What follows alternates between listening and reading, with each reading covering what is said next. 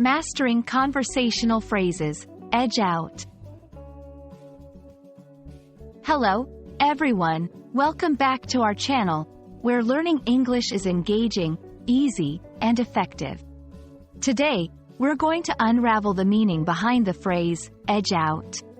This phrase is a common idiom that pops up in various English conversations. So if you've heard it and wondered what it means or how you can use it, you're in the right place. Edge out is a phrasal verb that is used to describe a situation where someone wins or achieves something, but only by a small margin. It often involves competition or comparison. When you edge out someone, you do slightly better than they do. It's like inching forward in a race until you're just ahead of the other person. It's important to note that edge out can be used both in literal and metaphorical contexts.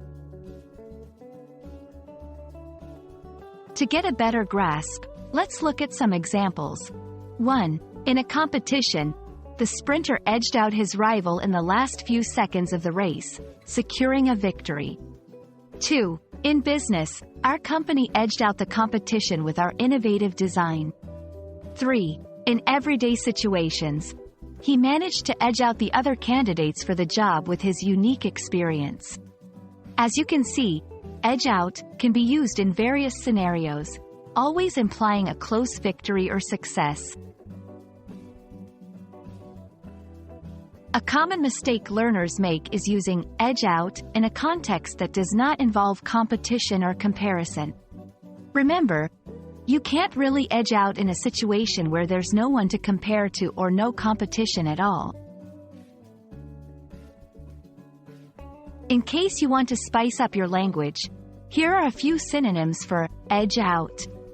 Outpace, outdo, surpass, eclipse. Using synonyms can add variety to your conversations and writing. That's all on the phrase, edge out. Now that you know what it means and how to use it, try to listen for it in English conversations or include it in your own.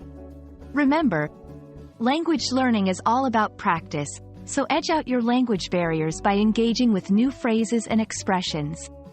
Thanks for watching, and we hope this video has edged out any confusion you had. See you in the next one.